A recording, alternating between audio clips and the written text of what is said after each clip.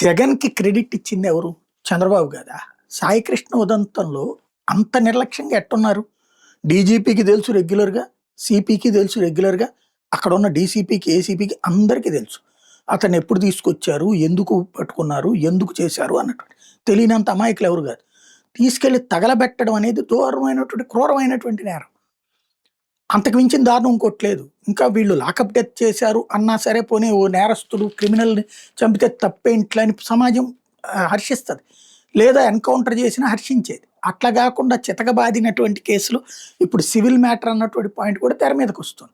అసలు మాకేం తెలియనట్టు ప్రవర్తించిందెవరు? జగన్ అక్కడికి వెళ్ళిన తర్వాత చంద్రబాబు స్పందించి ఆళ్ళ అమ్మానాన్నని పిలిపించడం ఏంటి? అక్కడ క్రెడిట్ ఎవరిచ్చారు? లోపం ఎక్కడ జరుగుతుంది? వ్యూహాత్మకమైనటు టీమ్ ఏదో ఉంటది. అక్కడేదో తేడా జరిగింది. ఓసారి క్రాస్ చెక్ చేసుకోవాలి. మొన్న ఆక్వాది జగన్ స్పందించిన తర్వాత చంద్రబాబు స్పందిస్తారు. అంతకుముందు మావిడి రైతుదైనా, ఇంకోటైనా సరే. క్రమంగా జగన్‌కి పెరుగుతున్న క్రెడిట్టు ప్రతిపక్షం అన్నటువంటిది ఓన్లీ వైసీపీ కావడం కారణమవుతుంది. ఓసారి మన కూటమిలో ఉన్నోళ్ళైతే ఎవరు విడిపోనక్కర్లేదు గానీ, కాంగ్రెస్‌ను, కమ్యూనిస్టులను ప్రోత్సహిస్తే బెటరే. మన మీడియా ద్వారా వాళ్ళని ప్రోత్సహించి, వాళ్ళ డిమాండ్‌లని హైలైట్ చేసి, వాళ్ళ చేత మాట్లాడిస్తూ ఉంటే అప్పుడు జగన్ క్రెడిట్ తగ్గుతదేమో. మనకిట్లాంటి వ్యూహాలు అలవాటే గాబట్టి క్రాస్ చెక్ చేసుకుంటే బెటరు.